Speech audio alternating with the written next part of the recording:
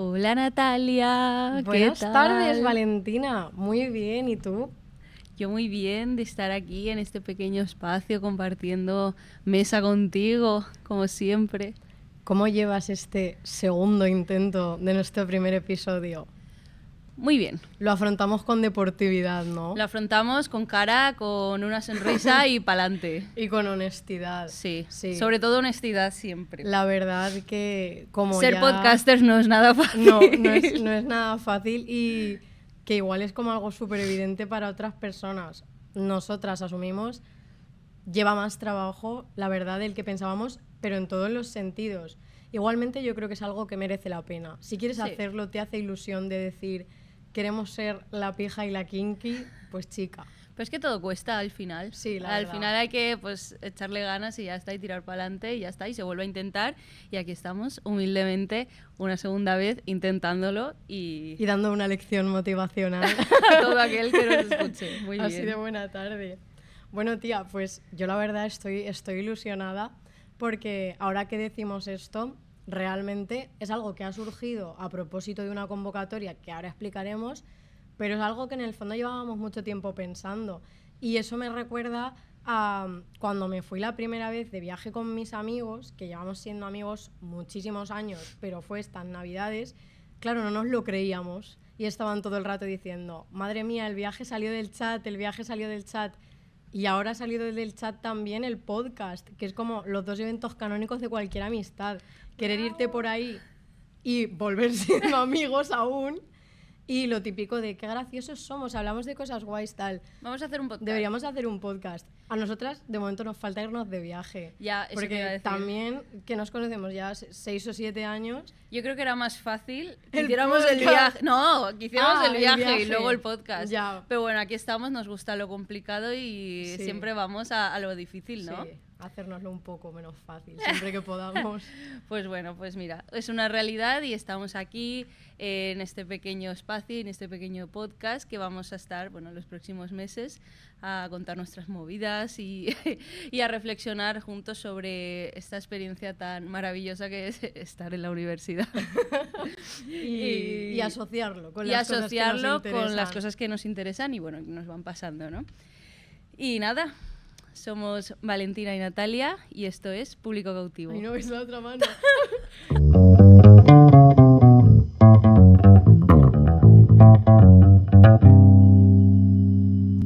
Esto sí que es público cautivo. Bienvenidos al primer episodio de Público Cautivo. Como este es el primer episodio, vamos a aprovechar para presentarnos, para decir quiénes somos, de qué va este proyecto, cómo es que estamos aquí. Y también vamos a hablar un poco de la identidad visual que tenemos con Público Cautivo y las herramientas... Que yo con tanto acierto he señalado antes. Irás mejorando, no pasa nada. Y las herramientas que utilizamos para este podcast, ¿no? Y bueno, para presentarnos hay que hablar brevemente de quiénes somos, nosotras, ¿no? Y nosotras, bueno, lo que hemos dicho antes, ¿no? Valentina y Natalia. Nosotras somos dos eternas estudiantes de Historia del Arte, también llamadas estudiantes de doctorado en el programa de Historia del Arte por la Universidad de Valencia. Y nosotras nos conocimos en la carrera y desde ahí que llevamos pensando, bueno, nuestras movidas y nuestros proyectos, ¿no? Juntas. Que realmente nunca fuimos juntas a clase. Solo en las optativas de cuarto porque Valentina hacía línea en valenciano y yo línea en castellano. Entonces nos conocimos por personas que teníamos en común. Y por optativas también que cogíamos en común y al final pues nos vimos la cara. Pero como tal, nunca, o sea, no éramos compañeras de clase. Sí, exacto. Y bueno, en todas estas, a medida que nos íbamos conociendo en la carrera, íbamos quedando y en nuestras conversaciones, pues, vamos a decir que habían dos partes, ¿no? Una era llorar, ¿no? Y agobiarnos. Y agobiarnos, pues, por toda la presión académica. Y mientras eso pasaba, también era curioso cómo compartíamos todos esos sentimientos y los relacionábamos con aquello que íbamos aprendiendo, ¿no? O sea, aquellas obras de arte pues que ese día igual nos habían suscitado algo por dentro y luego aprovechábamos para ponerlas en común, o si habíamos visto alguna peli o lo que sea, pues siempre encontrábamos en esa dimensión cultural, ¿no? Ese refugio, pues, ¿no? Para hacerlo. Es súper friki, pero es tal cual lo cuentas, de a lo mejor pues estar agobiadas o decir hemos pensado en esto. ¿Y te acuerdas de la obra esta que vimos? Es que soy yo literal. Es que, claro. Y esa era de nuestra dinámica y no es para nada diferente de lo que vamos a hacer aquí. Eso, claro, eso iba a decir, que realmente este proyecto nace precisamente de eso, ¿no? De esa intención que tenemos por exponer sentimientos o experiencias comunes y darle esa dimensión, ¿no? Cultural o artística para encontrar en ella pues, todos los nexos y al fin y al cabo reflexionar y entendernos más sobre este paso que es la universidad, que ya miramos un poco con nostalgia, ¿no? Exacto. En resumen, Público Cautivo pues es un podcast cultural en el que vamos a hablar de la experiencia de ser estudiantes, que por cierto, sí que hemos ido juntas a clase en el máster. En el máster sí que éramos compañeras de clase. Mili. Literalmente. Pero eso, la experiencia universitaria, lo cotidiano durante esos años, que como comentabas, ahora miramos con nostalgia y con distancia, pero con mucho afecto y también pues con mucho humor. Que nos hubieran dicho en esos momentos en los que llorábamos, ¿no?, que luego íbamos a reírnos. Pues no, en ese momento era... todo drama. Exacto, y era el drama más importante del mundo. ¿Qué pasa? Pues esas experiencias de lo cotidiano, que en realidad son esas cosas que incluso vives un poco como con pereza, ¿no?, con tedio, porque son tu día a día, pero que en el fondo, mientras las estás viviendo, sabes que un día las vas a echar de menos y ese día es hoy. O sea, fíjate que hemos hecho a propósito esto solo para poder contar nuestras batallitas. Sí, o para recordarlas o conectarlas. De eso va mucho romantizar la vida, ¿no? Yo me acuerdo que una vez en clase dijiste algo, es que hay que romantizarlo, hay que romantizar lo que vives, ¿no? Porque al final creo que eso es lo que realmente te dice que estás presente en este momento, ¿no? Total. Ir captando cosas que, bueno, te hacen sentir mucho mejor o que te dan ese refugio y que son parte de la cotidianidad. Sí, entonces, si te esfuerzas lo suficiente, todo puede vivirse de manera autorreferencial y cualquier cosa puede hablar un poco de ti. Sí. Pero, pues sí, esa es nuestra idea. Y como comentaba Valentina, todas esas experiencias universitarias, ¿no?, de lo cotidiano, de lo que muchas veces es considerado lo normal, queremos asociarlas con esta dimensión cultural de nuestra formación de ser historiadoras del arte, de modo que obras de arte, sobre todo de arte contemporáneo, que es el que nosotras más trabajamos, y referencias de la cultura visual contemporánea sirvan, valga la redundancia, de referentes para que, pues, de algún modo, cuando sentimos todas esas emociones o experimentamos todas esas sensaciones inabarcables, pues tengamos algo, ¿no?, a lo que sujetarnos. Sí, total. Y como es evidente, el medio por el cual vamos a tratar de hacer este experimento es la conversación, es el diálogo, y eso implica que, pues, además de hablar de cosas culturales, ¿no?, y de ponernos en plan actually, pues también pues tendremos, ¿no?, nuestras bromas internas, nuestros nichos, y al final pues hablaremos también en registros menos formales, que es la idea, porque no hemos venido aquí a dar la chapa. Para eso te vas a una conferencia o a un seminario, clase, literal, o a una clase magistral. Y es importante recalcar el papel del arte contemporáneo que tiene, bueno, del arte contemporáneo y de los estudios visuales que tiene en este podcast, ¿no?, y en este proyecto, porque todos conocemos las típicas obras, ¿no?, en la historia del arte, que si Da Vinci, que si Picasso, que si no sé qué, pero realmente poco se habla del arte contemporáneo, que es el arte que nos es más próximo y a quien le guste bien y a quien no también. Y a quien no, que se es el arte de este podcast. que habla de las problemáticas que no son más cercanas. Total. Y también es una forma de incentivar eso, ¿no?, de mostrar cómo el arte contemporáneo que se está haciendo actualmente o relativamente cerca de nuestro espacio-tiempo tiene que ver con todas esas problemáticas y ponerlos en valor, ¿no? Exacto. Además yo, pues ¿qué te voy a decir? ¿Por qué empecé yo a estudiar historia del arte? Pues obviamente por Miguel Ángel, por Van Gogh, tal. Y yo nunca olvidaré que cuando empecé la carrera en Introducción a la Historia del Arte, no tenía ni idea de arte contemporáneo más que pues, el principio del siglo XX, ¿no? Que es hasta donde das en bachillerato, exacto, las vanguardias. Y me acuerdo de esas clases de conocer Marina Abramovic, Ulay, Félix González Torres, artistas que realmente tienen en nuestro grado nombre y apellidos, pero hemos dicho que no vamos a mencionar profesores por si acaso es un poco raro, ¿no? Pero sí. Y ya para terminar de introducir qué es Público Cautivo, hay que decir que es un proyecto cerrado que nace a propósito por una convocatoria de la universidad, que creo que lo he mencionado antes. Esa convocatoria es Activa Cultura y bueno, pues es precisamente este 5º premio Activa Cultura quien financia este podcast que impulsa el Vicerrectorado de Cultura de la Universidad de Valencia. Sí, Activa Cultura es un concurso de la Universidad de Valencia, ¿no?, que tiene como objetivo incentivar todos estos proyectos culturales, artísticos o creativos que pueda tener el alumnado de toda la universidad, no solo de Historia del Arte, aunque monopolicemos la mayoría de las convocatorias. La verdad es que es un concurso abierto a cualquier estudiante de cualquier disciplina. Y es muy interesante por eso, porque es una excelente oportunidad para sacar adelante, ¿no?, proyectos que muchas veces se te han quedado en el cajón del olvido y que te has implicado en algún momento un montón, o para crear nuevos proyectos, ¿no? Sí.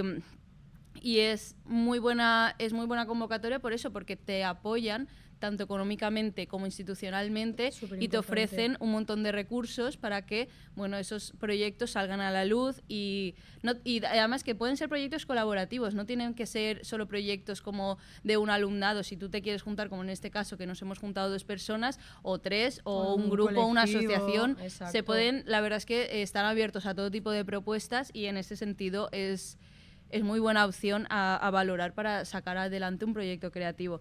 Y nada, esta es su 5ª edición y Público Cautivo ha sido uno de los proyectos elegidos entre una gran variedad de proyectos que tienen muchos de nuestros compañeros. Hay de todo, hay desde exposiciones, talleres, jornadas. Hay incluso una convocatoria para que artistas luego produzcan obra, que eso es como novedoso, ¿no? Y es algo quizá más asociado a las bellas artes, ¿no?, que incluso dentro de Historia del Arte nosotras no lo tocamos tanto. Tocamos, ¿no?, cuando ya se cierra una convocatoria y se hace un proyecto expositivo, claro, que también es guay, es muy interesante. Y una mención especial que vamos a hacer es que es el primer año que gana no un podcast, sino 2. Este año han ganado 2 podcasts y aprovechamos para mencionar para las Mares. A nuestras compañeras Las Mares, Mar Sanz y Mar Lloret, que tienen su podcast La Nau en l'aire, que también es de arte contemporáneo y que también lo pone en relación con la universidad. Sí que es cierto que en otro sentido, pero bueno, si os interesa no vamos a hacer spoiler. Os invitamos a curiosear la página de la Nau, donde está toda esta información disponible, y para que apoyéis todo este tipo de proyectos. Pues sí, la verdad, porque son interesantes, son variados. Y gracias a la Universidad de Valencia, al Vicerrectorado de Cultura, por darnos estas oportunidades a los estudiantes. Gracias también a los servicios de la Universidad de Valencia a nivel de instalaciones. En este caso nosotras estamos en el TAU. De nuevo, gracias al espacio por acogernos, a los técnicos de sonido, de imagen, de luz. Y un agradecimiento también capital para este proyecto es gracias a nuestras amigas. Empezando por nuestras amigas que son Público Cautivo y que son nuestras primeras seguidoras, oyentes, ¿no?, cuando ya salga este episodio. Pero sobre todo queremos agradecer a una amiga en particular que es Andrea Fallos, @luzazul, parece que estoy haciendo lo de estás viendo Disney Channel, ¿sí? @luzazulstudio, que es nuestra diseñadora gráfica y amiga, y es quien se ha encargado de la identidad visual del proyecto, algo con lo que Valentina y yo estamos súper encantadas, y me voy a poner un poco intensa porque es que he visto hace poco Cumbres Borrascosas. Yo no me había leído la novela, pero sí que conocía la frase esta de no sé de qué están hechas las almas, pero sé que él es más yo que yo misma. Y esto lo comentaba el otro día con Valentina, que me parece muy guay el trabajo de ser creativo y de ser capaz de, a partir de 4 referencias, 4 ideas, ver más allá, ¿no? Ver dentro literalmente de la cabeza de una persona. Esto es más nosotras de lo que podríamos haber hecho nosotras mismas y tiene tanto mérito y estamos tan agradecidas. Y bueno, ya en este sentido queremos hacer una mención también especial a... Lo estoy señalando bien, ¿verdad? Sí. Vale. A nuestras mascotas, que son nuestros alter egos en el podcast y las iréis viendo pues dentro de los gráficos del podcast, dentro de las letras, jugando con los micros, que es un poco pues, lo que hacemos nosotras al fin y al cabo. Y el amarillo es Valentina, yo soy el azul, verdaderamente porque son nuestros colores favoritos, si bien luego tienen sus connotaciones y sus significados, y además tienen nombre. El azul es Loop y el amarillo es Dub. Y es una referencia contra todo pronóstico científica. Pero tenemos que decir que no viene de nosotras, sino que viene de mi hermana Paula, que es una persona de ciencias, es concretamente odontóloga o está en proceso de serlo, y un día me dijo, oye, tal, ¿tú sabes en las películas cuando hay un momento de tensión, ¿no? Cuando se comprueba un pulso, que está ese sonido tan característico del pum pum, ¿no? Pum pum, que es al final un latido? Me dijo, pues ¿sabes que tiene nombre? Y el nombre era Loop y Dub. No me quiero meter en berenjenales, pero... A mí me impactó un montón cuando me lo contaste. O sea, fue como he vivido engañada mucho tiempo. Es súper curioso porque son los sonidos que hace el corazón durante el sístole, ¿no? Cuando los ventrículos se contraen para que la sangre pase a las arterias y luego pues cuando las válvulas se cierran para que no vuelva a los ventrículos, ¿no? Más o menos. Me lo he estado estudiando, pero es que donde no hay mata, macho. Bueno, básicamente yo aquí tengo escrito contracción del corazón para bombear sangre a las arterias. Queda claro. La cuestión... Que venga alguien de medicina a corroborar. Por favor, que venga alguien a decirme si he dicho un circo. Yo espero que no. O sea, algo así será, ¿vale? Lo entendemos.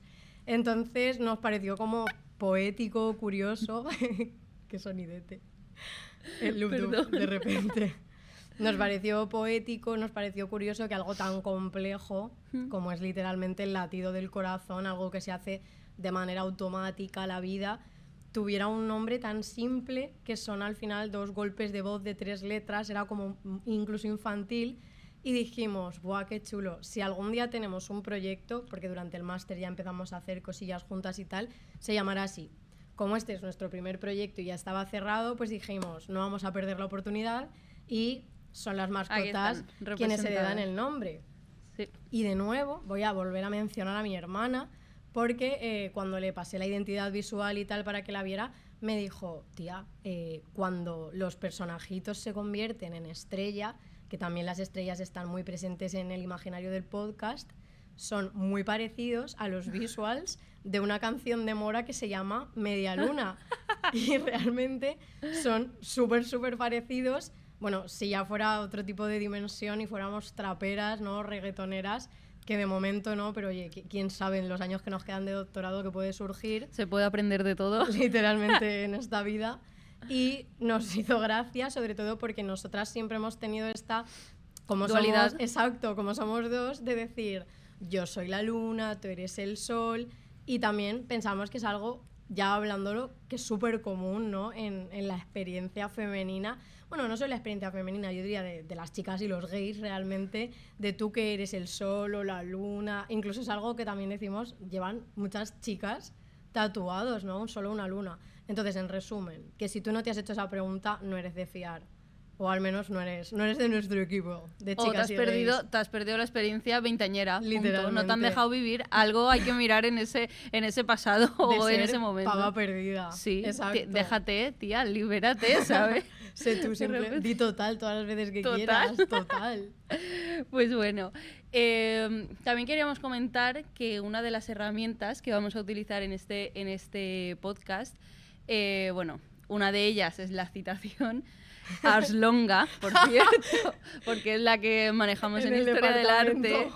Y bueno, como esto es una conversación entre amigas con notas a pie de página, y como lo que mejor se nos da es precisamente parafrasear lo que ya han dicho otros, pues vamos a dedicar un momento, ¿no?, en cada capítulo a a una frase o a un fragmento que vamos a leer porque nos parece que resume o explica o introduce muy bien los conceptos o las temáticas que vamos a ir tratando a lo largo de los capítulos. Más las que ya de por sí pues vayamos soltando. Exacto. Sí.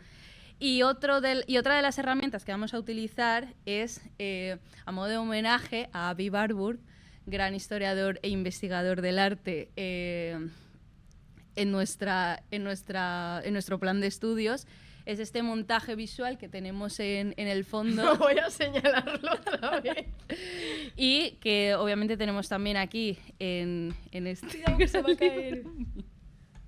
Ups. Ya está. Las cosas del directo. Y esto lo hacemos porque ciertamente Aby Warburg es una gran influencia para abrir el mundo de los estudios visuales y, de alguna forma, hacer un estudio alternativo tanto de la historia del arte como de entender las propias imágenes de, en este caso, nuestra época. Exacto. Y la verdad... Relacionarlas. Y de relacionarlas. Entonces, en cada capítulo lo que haremos es que esta especie de tablón que tenemos detrás, de repente, va a ir cambiando porque vamos a relacionar toda una serie de imágenes con esa... O sea, a modo de homenaje, ¿no? Como lo hacía Aby Warburg. Con mucha humildad. Con mucha humildad, claro, porque aquí no tenemos esa cabeza, pero sí que es cierto que hay que mencionarlo porque de alguna manera él, con el Atlas Mnemosyne, lo que hacía era como investigar esa vida que tenían los símbolos y que se repetía en diferentes imágenes de una época, haciendo alusión, por tanto, que esas imágenes no estaban o no eran presas de una mentalidad individual del artista, ¿no? Que a veces la historia del arte se estudia mucho como desde el plano individual, el artista que crea, que tiene su imagen, que tiene sus sentimientos, pero realmente también debemos estudiar como a un plano igual más sociológico, ¿no? Una mentalidad, o sea, una sociedad tiene en su mentalidad colectiva toda una serie de imágenes y de símbolos que van entendiendo y que tienen influencias y van perviviendo a lo largo de toda esa circulación de imágenes, ¿no? De alguna forma vamos a intentar... De alguna forma nos hemos convencido de que nosotros hacemos algo parecido. Algo mínimamente parecido. Y lo que hacemos en Público Cautivo es eso. A lo largo de los capítulos y las temáticas o conceptos que tratamos, vamos a ver cómo esto nos deriva a imágenes, ¿no? A obras de arte, por supuesto, de propiamente arte contemporáneo, claro, pero también... manifestaciones artísticas en un sentido amplio, obras de arte, obras que no tienen por qué ser pictóricas, fotografía, performance, sí, tal, pero también, como nosotras hablamos de imágenes que pueden volcarse en un lenguaje visual o textual, también podemos hablar de imágenes poéticas, de imágenes en literatura, de todo tipo. Imágenes al final que no son familiares. Totalmente. Y que compartimos y que vemos todo el tiempo en internet. De manifestaciones artísticas y de manifestaciones culturales. Sí. Exacto, ahí es memes, referencias... Que todo se puede conectar al final y vemos cómo tienen un sentido común o nos pueden ayudar a explicar, ¿no? Todas las temáticas que vamos a tratar en este podcast. Por ejemplo, en este atlas y en este capítulo que partimos de ese término de público cautivo, pues nosotras hemos intentado rastrear nuestra manera de entender a partir de textos, pues unos más histórico-artísticos, otros más filosóficos, esa idea del público cautivo y de ver cómo se han manifestado en este caso, diferentes formatos. Hemos visto pelis, hemos visto canciones / videoclips, hemos visto también obras, instalaciones y bueno, yo creo que entonces cabe empezar por qué es público cautivo, ¿no? Que es el término que da origen al nombre de este proyecto y al podcast.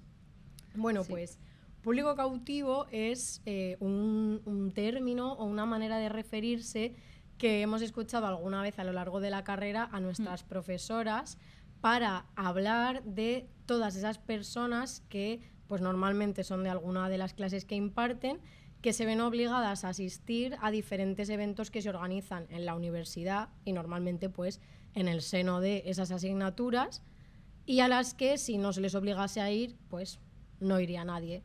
Y habitualmente suele haber un aliciente como que la asistencia tiene que registrarse, ¿no? Que hay que firmar, o que por otro lado tienes que hacer una memoria para demostrar que no solo que has sido, sino que has adquirido esos conocimientos y que has hecho una reflexión.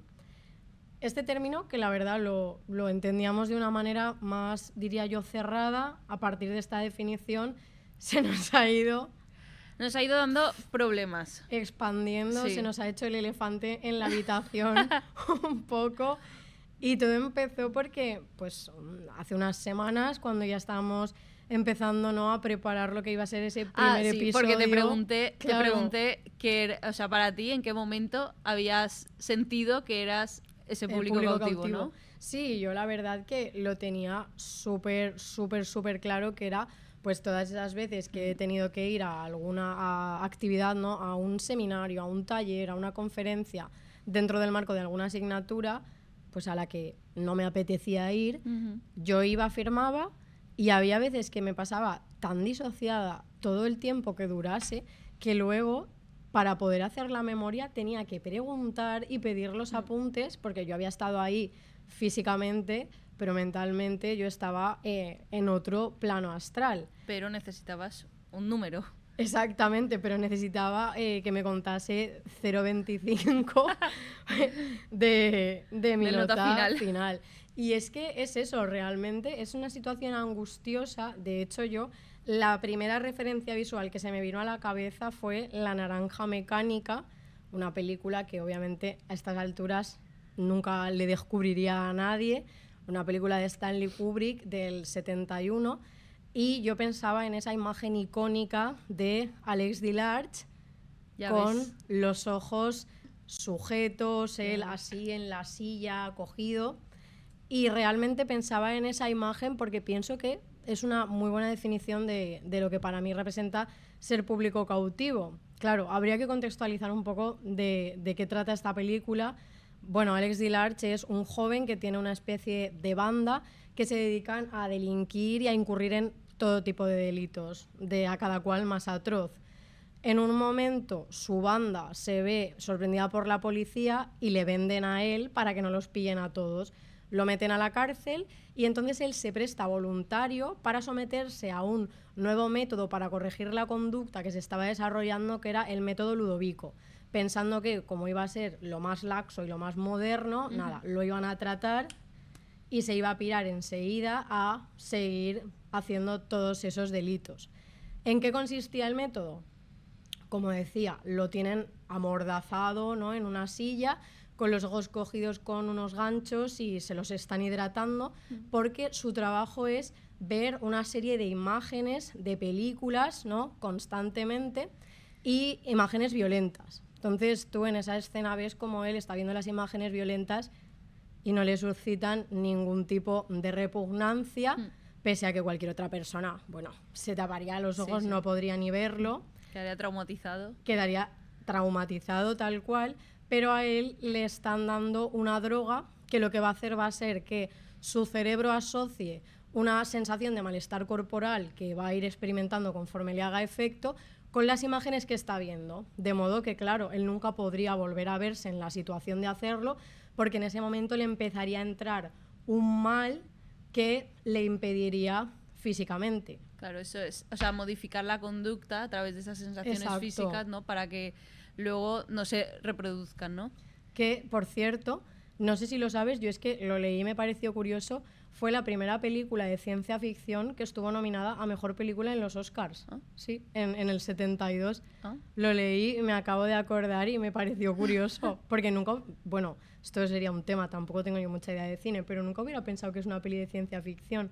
Claro, tampoco es una peli realista, pero como que yo esperaba que la ciencia ficción era otra cosa, como género, ¿sabes? Ya. Y bueno, pues la cuestión es que lo que a mí me interesa de esta escena, aparte de pues esta analogía que es súper extremista, es el hecho de que en un momento, en estas escenas violentas que le ponen a Alex Delarge delante, le reproducen una película que era una película de propaganda nazi, que era El triunfo de la voluntad, cuya banda sonora era la Novena Sinfonía de Beethoven, con la mala casualidad de que ese era el único placer bueno y puro que tenía Alex Delarge, la música clásica y la música de Beethoven. Creo que era que suena una parte del segundo movimiento y otra del cuarto. Entonces, ¿qué pasa? Que este método Ludovico no distingue verdaderamente entre el bien y el mal, ¿no? De que el mal es la imagen, pero la música no tiene nada que ver, en este sentido es un todo y es una unidad. Y él empieza también a aborrecer esa música de Beethoven, que luego, spoiler, pero que no creo que sea un spoiler para nadie, reitero, le lleva incluso a tirarse por una ventana. Y si me quiero Petit Suisse, realmente, más que algo de enfermedad mental, es que estoy demasiado cuerda y veo las cosas tal cual son, y pues normal que me quiera Petit Suisse, si es que lo veo todo y no puedo dejar de verlo. No, de esto que decíamos, de esa sensación tan horrible que le producía. Claro, de escapar de ese entorno que lo tenía literalmente clausurado y torturado, ¿no? Exacto, porque era una de las víctimas Claro. que habían, creo que era que habían violado a la mujer de ese hombre y ella se había acabado suicidando o algo así, ¿verdad? La había hace un montón. Yo es que también, pero creo que era algo así. Que de hecho, voy a aprovechar también para hacer una referencia a mi padre. Esa escena a mi padre siempre le ha encantado porque, claro, es como la escena más heavy de la película. Y siempre que a lo mejor estamos comiendo hueso y mi padre dice, tal, ¿quieres? Yo qué sé, se pone un poco de vino, ¿quieres tal? Le digo, no, no, gracias, porque yo no suelo beber, ya lo sabes. Siempre me dice la frase que le dice él, que sabe quién es, ¿no? Que le está, y le dice, ¿es que no te gusta el vino? Y me acabo de acordar un montón de él porque, fíjate, no lo había pensado hasta ahora, que es una referencia que suelo tener bastante presente. Pues esto que dices de cambiar esa conducta, ¿no? Que al final se rige mucho en ese espacio disciplinario. Esto literalmente va conectado con toda esta teoría Foucaultiana de cómo se debe comportar una sociedad. ¡Total! Porque vamos a decir que hay códigos convencionales de cómo se debe comportar, ¿no? Y sobre todo eso es algo que Michel Foucault explica mucho en el ámbito de la cárcel, ¿no? Que es uno de esos espacios que él ve cómo se rige el poder desde un punto de vista de vigilancia, porque en el momento en el que se está vigilando es ahí cuando vamos a decir que las personas actúan y van interiorizando unas conductas, ¿no? Esto es lo que busca también un poco esta escena. Claro, ¿no? que sí, aunque sea simplemente por el hecho de interiorizar, o sea, hay un momento en el que él, que está ya desesperado de verse en la situación, no, ya he aprendido, porque claro, hacer todo eso está mal, y le dicen los científicos que están probando el método, tranquilo, nosotros decidiremos qué está bien y qué está mal, que tienen ese papel. Claro, lo interiorizan, lo ritualizan y luego al final simplemente van como automáticos, ¿no? Van en automático repitiendo y lo que está bien, porque o lo que diría toda esa construcción cuando Michel Foucault explica esto, lo hace desde la construcción esta del panóptico de Bentham, que es como una torre en la que la persona que está en la torre tiene la vigilancia absoluta de todas las celdas, pero en las celdas la persona que está dentro no sabe realmente si le están vigilando o no. Entonces, simplemente por esa posibilidad de ser vigilado, tú te portas bien. Y eso lo hace, o sea, es como un resumen perfecto de al final cómo actúa la sociedad también, ¿no? De, bueno, por si acaso vamos a seguir los códigos convencionales de cómo debemos actuar en diferentes espacios, no vaya a ser que me encierren como Alex Dillard y me torturen para que yo aprenda qué es portarse bien, ¿no? Y es que ese es el final. Al parecer al final estaba curado. Vaya. No lo estaba. Pero volviendo a lo que decíamos de Beethoven, a mí es que reflexionando a partir de lo del público cautivo me sentí todavía más identificada porque, claro, a Alex Dillard no deja de gustarle la música de Beethoven a partir de un juicio estético, ¿no? De ya no va conmigo, me gusta más otra cosa. Es precisamente por ese aborrecimiento y por esa asociación a algo negativo. Y yo pienso que es algo peligroso de la experiencia de ser público cautivo, que es el hecho de que, independientemente de que tú te plantes en una clase con toda tu vocación, con todo tu interés, incluso con todo tu afán por aprender, es esa repetición de imágenes, repetición de discursos, esa monotonía, lo que hace que al final aborrezcas el contenido, o no que lo aborrezcas, creo que algo peor, que te dé igual, que te quedes completamente impasible, que estés apático ante, joder, una obra de arte que, pues quiero decirte, no me la paso llorando por las esquinas si voy a un museo, pero por mi sensibilidad suele ser algo que me remueve, ¿sabes? Sí. Sea por dentro en un plano más sentimental o ya más a nivel metafísico intelectualmente, pero eso de estar así viendo cómo pasan las diapositivas y De eso habla mucho también la Sontag. la Sontag, Susan Sontag. Sí, porque habla de eso, ¿no? De cómo, bueno, ya lo hace desde la fotografía de guerra, ¿no? Y habla de cómo esa sobreexposición, claro, esa sobreexposición de toda esa visualidad del dolor crea una apatía total en las personas que lo están viendo. Un desgaste, que es algo también que actualmente se habla mucho, ¿no? Al decir estamos impasibles ante un genocidio, porque ante el dolor de los demás esa imagen ya nos es algo completamente indiferente por lo asumida que lo tenemos. Sí. Es que es inquietante realmente si te paras a analizarlo. Y pues eso me hizo también pensar en cómo al final creo que es precisamente esta serie de mecanismos no de la universidad, sino en general del sistema educativo, del aborrecimiento, del tedio y de la repetición, nos llevan también a entender el aprendizaje como una experiencia que no es en ningún sentido disfrutable, ¿no? Y ante la cual tu expectativa va a ser el aburrimiento, que luego pues estás en una clase y de repente te interesa un montón o te emociona y lo recibes con sorpresa, cuando es lo que debería ser. Pero eso también forma parte del estereotipo de el estudiantado. Quiero decir, al final, alrededor del estudiante hay toda una imagen, ¿no? Que se va retroalimentando cada año, que eso se ve cuando pasa el verano y en septiembre llega la vuelta al cole y es como esa tortura de repente, ¿no? Después de ese verano lleno de luz, lleno de calor, de planes guays con tus amigos, llega el momento de la tortura y el momento en el que vas a ese espacio disciplinario otra vez, ¿no? A seguir unas normas, a seguir unos horarios, de lunes a viernes, y que encima se junta con el mal tiempo y bueno, ya el cóctel perfecto para... Es que se idealiza el tiempo sin obligaciones, el tiempo sin una manera de imponerte la disciplina, porque el problema no es la disciplina en sí, es la imposición y sobre todo es lo que tú dices. Siempre la expectativa es en pos de algo que va a pasar, ¿no? Al final el tiempo de lo disfrutable es siempre un tiempo desplazado. Sí. El presente no existe ni durante la semana ni durante el año, por lo que tú dices. ¿Qué te esperas? Al fin de semana, o si es por la mañana te esperas a por la tarde o a por la noche, o te esperas a las vacaciones. O incluso la experiencia de ser estudiante, ¿no? Muchas veces viene marcada, sobre todo en el colegio, como que se nos enseña que, bueno, si apruebas todo este trimestre te vamos a regalar no sé qué. Es verdad. Es que estás machacando el aprendizaje y el conocimiento y la buena voluntad o lo que te puede aportar el conocimiento. El otro día, Marianne, la de la pija y la kinky, subía una historia.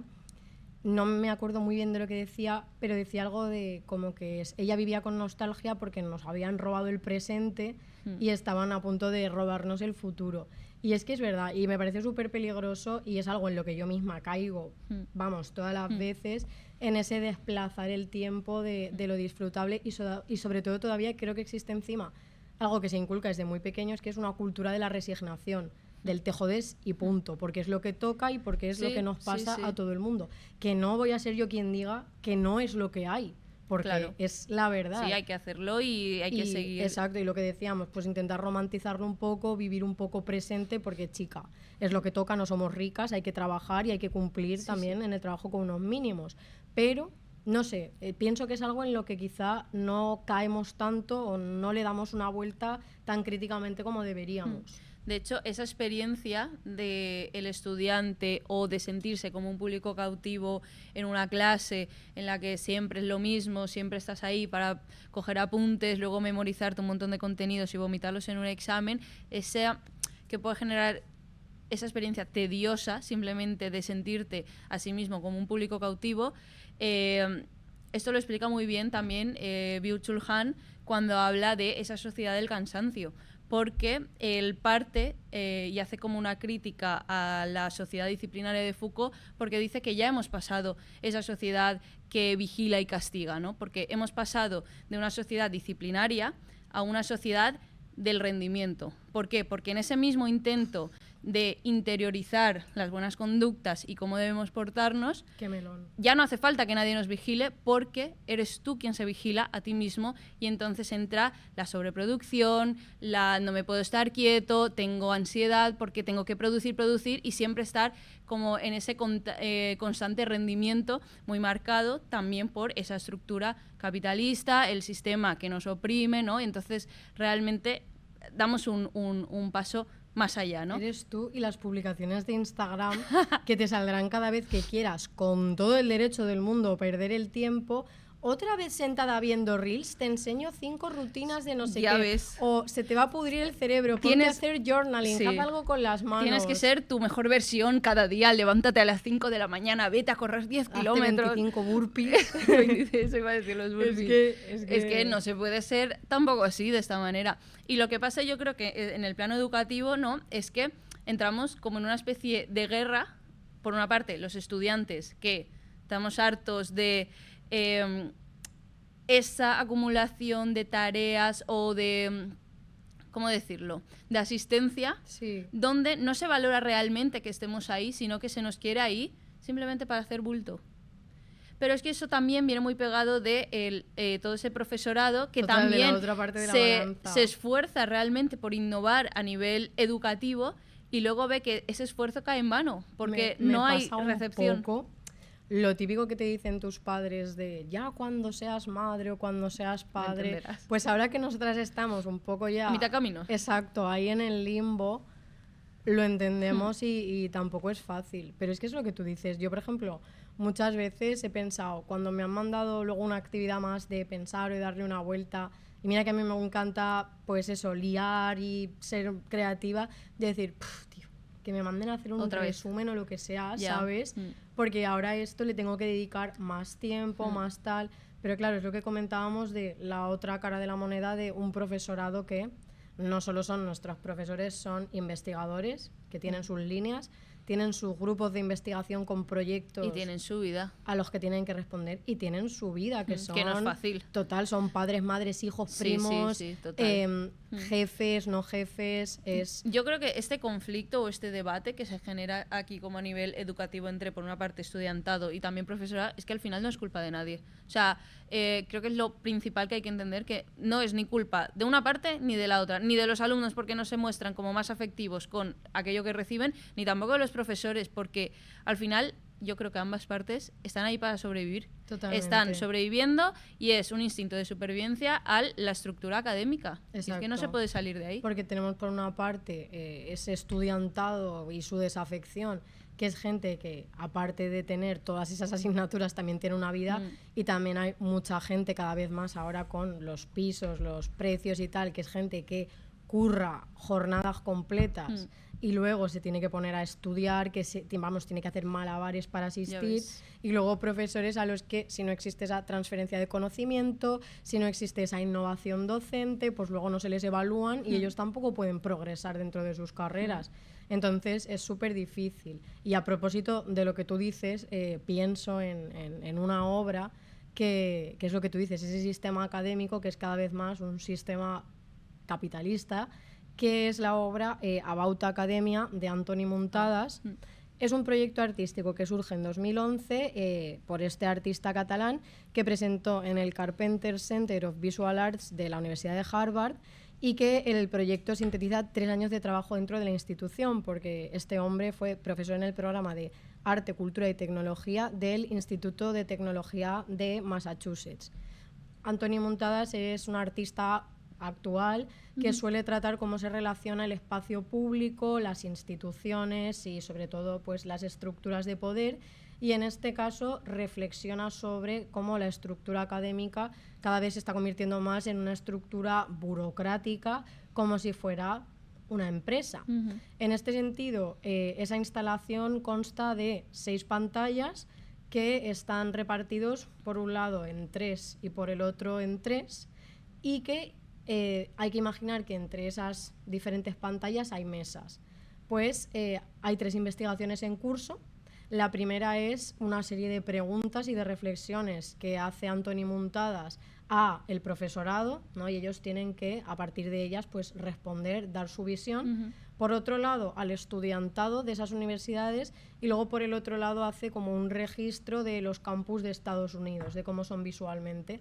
Entonces se van viendo así en perspectiva y en esas mesas la idea es que vayan surgiendo debates, o sea, que la gente se sienta a hablar y que se produzca conocimiento a partir de esa, pues de esa exposición de diferentes colectivas, exacto, ¿no? puntos de vista. Y se hizo para traerlo un poco a la Universidad Española, porque claro, eso es del modelo de Estados Unidos, que al final pues, yo pienso que también está aquí extendido en Europa. En la Universidad de Granada se hizo un seminario llamado About Academia en enero y febrero de 2022 y que organizó el Centro Mediterráneo de la Universidad de Granada y se celebró en el crucero del Hospital Real. Se hizo una contextualización local de este proyecto de About Academia, que son varios, creo que hay un primero, un segundo y un tercero, con el que Antoni Muntadas daba voz a los estudiantes, sumando sus reflexiones a las de los investigadores y docentes que previamente había entrevistado. Esto lo organizó el Laboratorio Permanente de Política Cultural Universitaria de la Universidad de Granada y lanzó una serie de preguntas en torno a la universidad que respondían los estudiantes. Y había, por ejemplo, en relación a esto que decíamos, una respuesta que a mí me llamó mucho la atención cuando me puse a investigar sobre esto. La pregunta era: ¿crees que se dan las condiciones dentro de la academia para producir conocimiento de calidad? Anda. Y te hacían como una explicación. Ajá. Nos preguntamos si en la institución universitaria, más concretamente en las evaluaciones de los distintos grados, se privilegia la cantidad de tareas realizadas frente a la calidad de las mismas. Y una persona contestaba, pienso yo muy agudamente, no. Creo que el intento de adecuar la producción académica al ritmo vital de la aceleración constante en el que vivimos actúa en detrimento de la calidad. El conocimiento, especialmente en humanidades, necesita tiempo. Tiempo para leer, para procesar, para repensar, para escribir y corregir. Total. Sin tiempo, citándome a mí misma, total. Sin tiempo se pueden generar refritos. Period. Trabajos basados en la sobrecitación, pero no ideas ni reflexiones novedosas. La falta de tiempo, que se aplica a todo, clases, artículos, trabajos académicos, prácticas, vida personal, coarta la creatividad, la crítica e imposibilita la transgresión de los conocimientos ya producidos y ya establecidos. Parece que lo que interesa no es tanto la producción de conocimiento como la conversión del conocimiento existente en un producto. Total.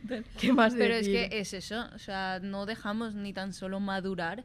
O sea, muchas veces cuando preparas algo o estás en un trabajo o incluso en una clase, muchas veces necesitas ese madurar el conocimiento para que llegue a otro sitio, a otra dimensión. Si no, se queda simplemente en ese refrito de decir lo que ya sabes, decirlo con otras palabras, ¿no? Exactamente.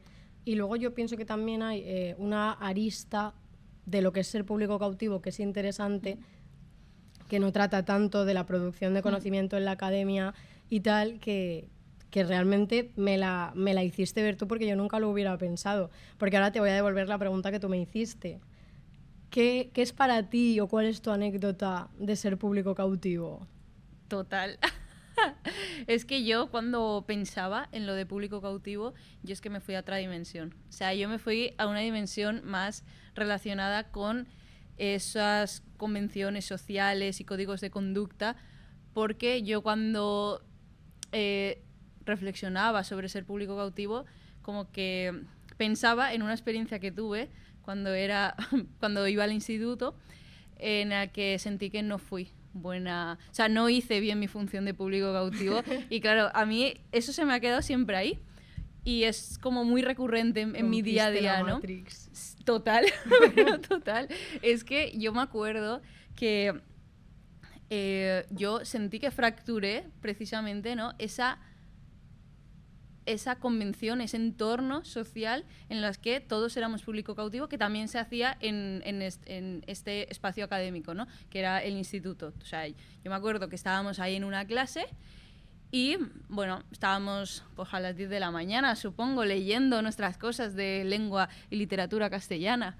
Y me acuerdo que nos íbamos pasando la palabra, ¿no? Para leer un fragmento del texto y en el momento en el que me toca a mí recitar ese fragmento, yo estaba súper convencida de mi papel. O sea, yo sabía que mi papel en ese momento era en la entonación perfecta, o sea, seguir simplemente, no sé, el momento como tiene que seguir, ¿sabes? Tiene que rodar el momento como todo el mundo espera. Pues cuando me tocó a mí recitar o leer esa frase, algo pasó dentro de mí, tuve un cortocircuito, yo de repente fui consciente de la situación y me atacó la risa por lo absurdo que era, o que yo me sentía en ese momento, que era una clase perfecta. O sea, todos seguíamos nuestro papel en ese momento, calladitos, estando atentos a lo que era la clase. O sea, claro, es ese público cautivo que estaba en una clase, ¿no? Yo era parte de ese público cautivo en ese momento,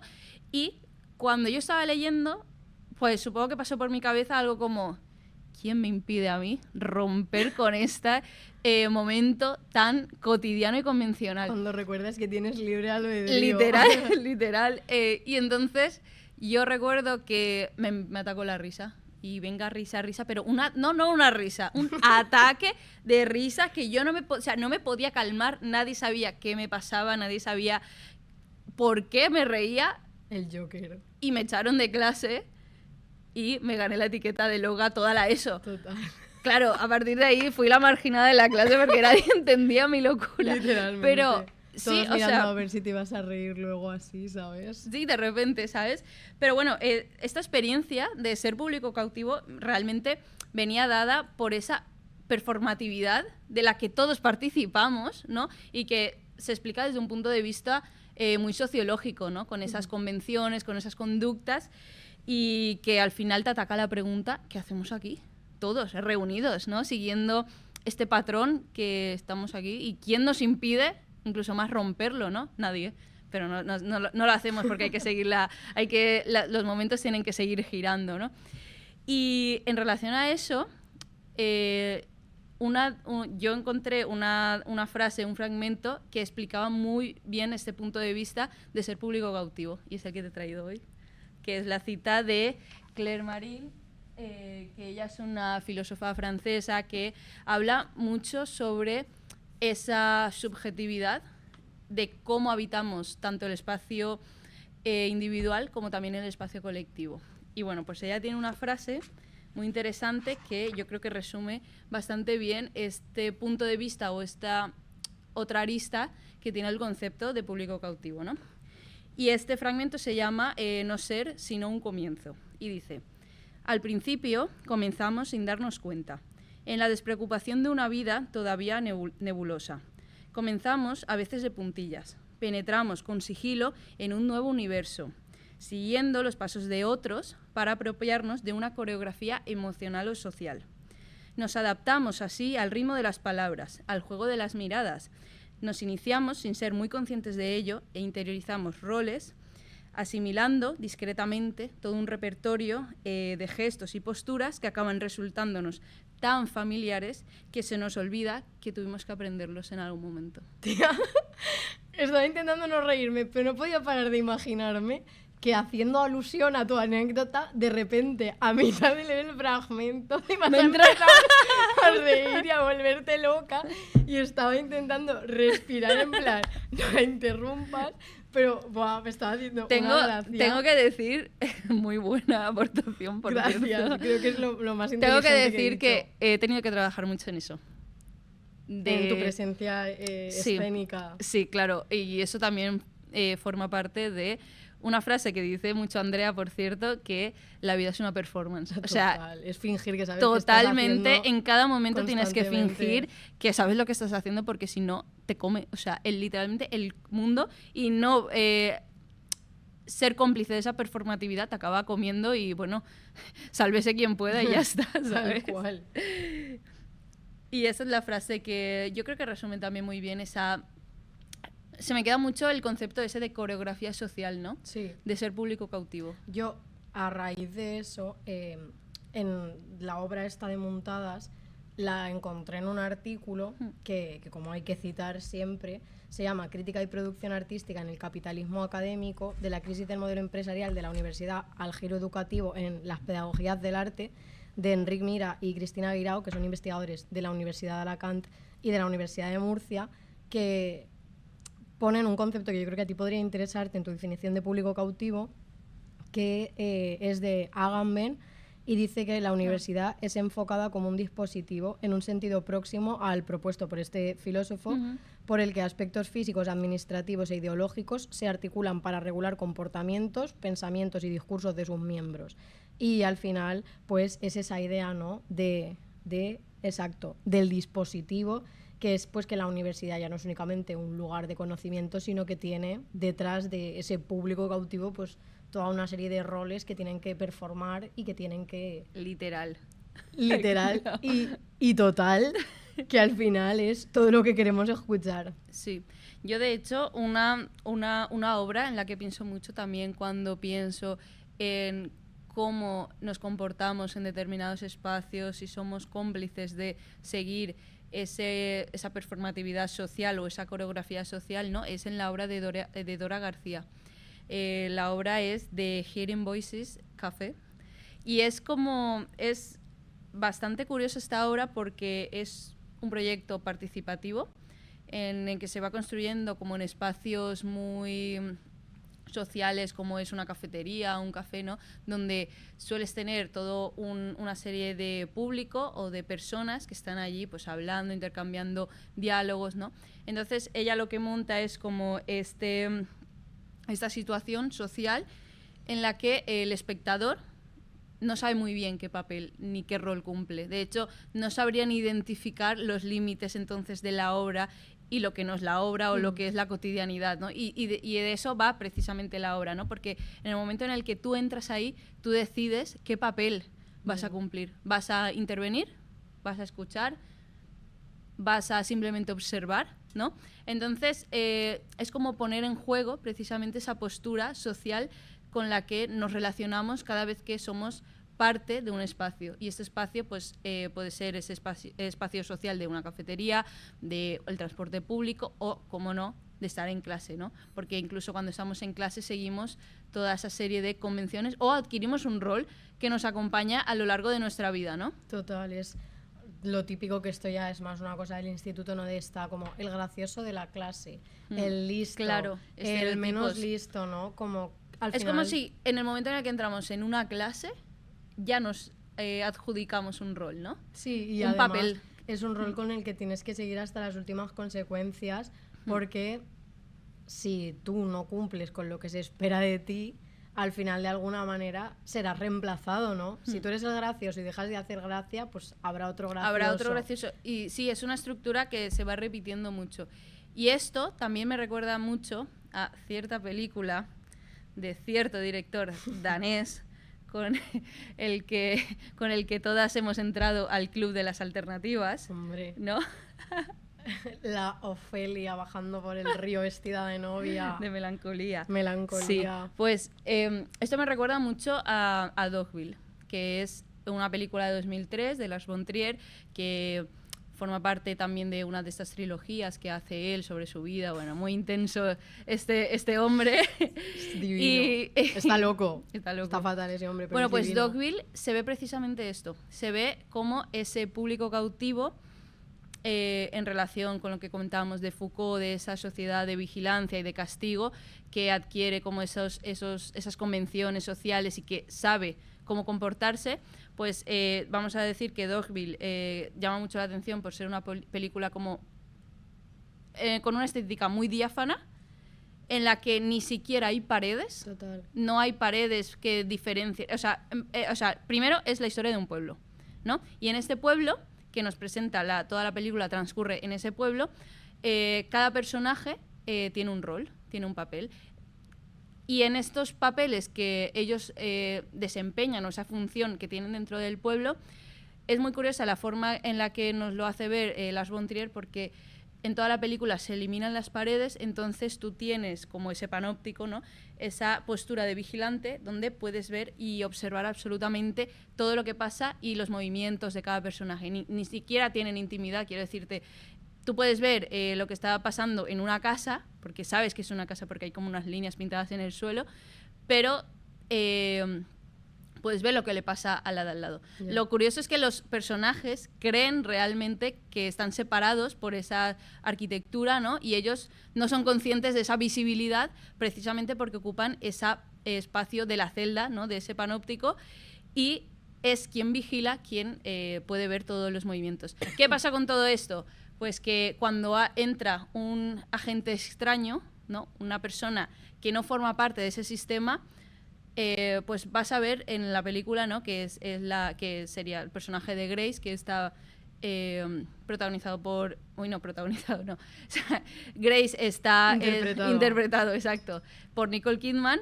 Pues en el momento en el que Grace entra en este círculo donde no se espera su presencia, pues vas a ver cómo todos los personajes van a reforzar su postura, su conducta. Nadie les dice que no pueden como desviarse de su rol, ¿no? Pero ellos lo hacen porque tienen muy asumido, y esto es lo inquietante de la película, ¿no? Que te pone de pleno cómo actúa una sociedad en base a lo que hemos interiorizado y que no somos conscientes. Entonces, ser público cautivo también es eso, ¿no? Es repetir todos esos patrones sin ni tan solo ser conscientes, ni tan solo pensar que eso no lo has elegido tú, que simplemente estás repitiendo lo que has interiorizado y cómo te han enseñado a habitar los espacios y comportarte en determinados entornos, ¿no? Absolutamente, es ser público cautivo, es que al final es un constante sometimiento al método Ludovico, ¿no? Sí, a una literal. constante reforma de tu conducta, y al final, como decíamos, acabar aborreciendo, acabar cuestionándote, ¿no? Cuestiones tan metafísicas como por qué haces las cosas que haces, qué cómo haces las ahí, haces, ¿no? cómo las haces, exactamente, que es también lo que decías tú, que es un poco como cuando te quedas que has ido a un sitio y no sabes para qué has ido, que te quedas como si fueras un sim, Que se cancela la acción. que se cancela la acción, pues es que es De hecho, los Sims tienen mucho también de eso de Dogville y de eso del Ya panóptico, ves. porque tú juegas a los Sims y puedes eliminar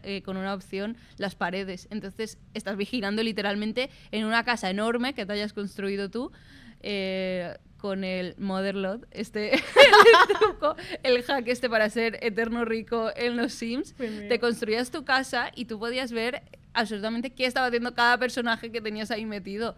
Entonces también funciona un poco como este panóptico, ¿no? Y lo interesante de todo esto sería entonces reflexionar sobre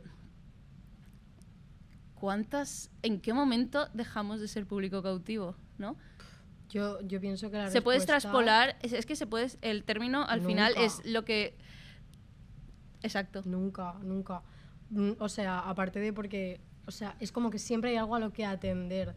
Decíamos Valentina y yo. Bueno, ¿tendrá que ver con eso, con ser audiencia de algo? Es que no tiene ni siquiera por qué ser algo físico, también puede ser algo mental. Eres público cautivo cuando estás en ti, ¿no? Con tu monólogo interno, con tus pensamientos.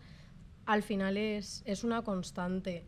Y Al final es un término que, como decíamos al principio del capítulo, nos ha dado muchas Dolores de problemáticas, cabeza. ¿no? Porque a medida que lo íbamos reflexionando veíamos que se podía expandir a muchas sí. dimensiones, Y que teníamos ¿no? que hacer dos líneas, una centrada en la universidad Sí. y en el sistema educativo, y otra ya más A en nivel más un- sociológico, ¿no? exacto, de cómo funciona cómo una sociedad. nos iba a decir de cómo nos conducimos, no. También, que también. Yo es que, bueno, no conduzco. De cómo nos comportamos, Sí. quería decir. Y ya para concluir, queríamos mencionar, un poco como para sintetizar Sí, todo lo que estas hemos- dos aristas que hemos comentado. El público cautivo, una exposición que se hizo en el Reina Sofía entre el 9 de octubre de 2014 y el 9 de febrero de 2015 en el edificio Sabatini del Reina, que se llamaba Un saber realmente útil, y que analizaba cómo las sociedades definen y distribuyen el conocimiento y también cómo eso genera inclusión o exclusión social, ¿no? Dentro de estos modelos de conducta que comentábamos. en la narrativa de la exposición se recuperaba ese concepto del saber realmente útil que viene de los grupos obreros del siglo XIX, que al final tenían que autoenseñarse y buscaban pues qué conocimientos les iban a ser más útiles o más productivos. Y concretamente lo que hizo esta exposición fue explorar prácticas educativas no convencionales y críticas para reflexionar precisamente como hemos intentado hacer sobre el arte como una herramienta social y política donde pues al final se pueden subvertir todos estos roles, todos estos modelos, porque no es la realidad, no es una manera de ficción en la que toda esta investigación se puede materializar en diferentes obras, que había algunas muy interesantes, muy curiosas, las estuve mirando, como había, por ejemplo, un satélite que nunca iba a ponerse en órbita, cosas así como que rozan incluso el absurdo, y pues al final era una exposición que pretendía de alguna manera afrontar estos conflictos y desigualdades sociales que surgen por limitar y distribuir el conocimiento de una determinada manera o simplemente por la forma en la que en sociedad nos vemos obligados a movernos y a comportarnos. Ya sí que sí, para concluir este primer episodio, queríamos terminar con unas recomendaciones donde vamos a ver la NAU, el Centro Cultural La Nau de la Universidad de Valencia, que es el núcleo de la política cultural de la universidad que impulsa todas estas iniciativas, y vamos a ver 3 recomendaciones que ponen en diálogo a la universidad y la cultura. Exacto, ¿no? La cultura con o a partir de los estudiantes. Exacto. ¿Por cuál empezamos? Por la expo. ¿Empezamos ¿no? por la expo? Sí. Vale. Bueno, pues queremos recomendaros, de hecho se inaugura hoy, que es 24 de febrero, el día en el que la agente Dale Cooper llega a Twin Peaks después del asesinato de Laura Palmer, la noche del 23 de febrero. Pues también llega una exposición, ¿no?, de Rosy Aguilar. Exacto. En la NAU. Exacto, en el Centro Cultural La Nau, que se llama Escrituras Fragmentarias, Gesto y Memoria, y que viene de la convocatoria de la Universidad Residir en la Investigación, que junta a grupos de investigación con sus diferentes líneas con artistas contemporáneos, y entonces los artistas producen obras según esas líneas de investigación y pues surgen resultados interesantes y vemos como algo muy concreto como es pues lo que decíamos, el conocimiento y los resultados de la universidad se pueden plasmar también en este sentido de manera visual. Sí, práctica. Exacto. Y la exposición, la verdad que ha quedado muy chula. No quiero ser poco humilde, pero bueno, al final muy bien. Es un proyecto de nuestro grupo de investigación y recomendamos ir a verla, sobre todo porque si estás por el centro de Valencia vas a pasar por allí. Y luego tenemos también... una recomendación... literaria. Iba a decir literaria, pero estaba pensando literaria, ensayística. Yo creo que... bueno, claro, ensayística, sí, sí. Entiendo el matiz. Pensaba que igual lo estabas pensando en valenciano. No. Pues bueno, otra recomendación ensayística sería este libro de Nuche Ordine, ¿no?, La utilidad de lo inútil, y es realmente un libro muy interesante que también Nuche Ordine también participa, ¿no?, de este marco con el Centro Cultural La Nau, porque vino a hacer un congreso, ¿no?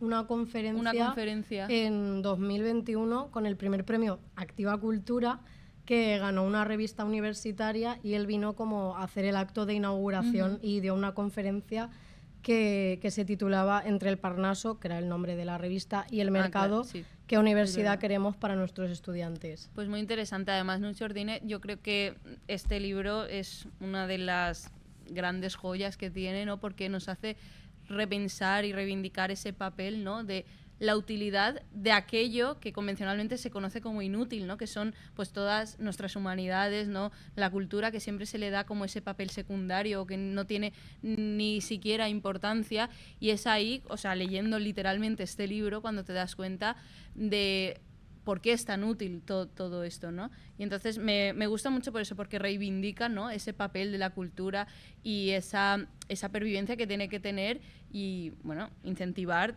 todo esto. Y hay una frase que la ves aquí detrás, ¿no?, que a mí me llamó mucho la atención, que era que decía indispensable, o sea, este libro, ¿no? Este libro es indispensable para comprender por qué los gobiernos, en tiempo de crisis, lo primero que recortan es la cultura. Es que esa frase es lapidaria y es una declaración de intenciones y nos conduce, de hecho, directamente a nuestra tercera recomendación, porque justamente hay en la Universidad de Valencia, en nuestra facultad, no en nuestra facultad realmente, en el jardín que separa la Facultad de Filosofía y Comunicación de la de Geografía e Historia, hay un mural de Julieta, que es también una artista actual que trabaja graffiti, trabaja mural, que se hizo en 2015 por un encargo de la Asamblea de Estudiantes, de Representantes de Estudiantes, y de ese mural se conserva el corazón porque ahora se ha restaurado y se ha ampliado. Y bueno, es como un entorno de fantasía en el que hay dos personajes, uno que está de alguna forma como atado y que tiene unas ramitas que le surgen pero que están muertas, y otro que está libre y que está floreciendo. Y precisamente se le hizo ese encargo porque ya en 2015 se estaban sufriendo o todavía continuaban las repercusiones de la crisis del 2008 y de la LOMCE, que al final pues una de sus medidas más polémicas fue el recortar en cultura, en materias de humanidades, y ella precisamente de lo que hablaba era de eso, de cuál es verdaderamente la manera en la que afectan estos recortes o estas medidas, ¿no? Como eran pues esas dos visiones contrapuestas del mural. Y hablando de los murales de la universidad, de los valores de la universidad y el patrimonio en los campus, ¿sabes quién explora estos terrenos más a fondo? Y de hecho hay un podcast en valenciano que trata también de esto. Nuestras compañeras Las Mares en La Nau en L'aire. Que hemos hecho de Vanadiplosis, Verde que te quiero verde, porque las hemos mencionado al principio y al final. Pero siempre presentes y apoyando a nuestras compañeras. Hay que apoyar a las amigas y os las recomendamos. De nuevo, La Nau en L'aire. ¿Lo he dicho bien? Sí, ¿no? Lo has dicho muy bien, no te Gracias. preocupes. Y nada, esta sería nuestra manera de concluir con este primer episodio de Público Cautivo, ¿no? Muchas gracias a todos y a todas por escucharnos y gracias por ser nuestro público cautivo en esta ocasión.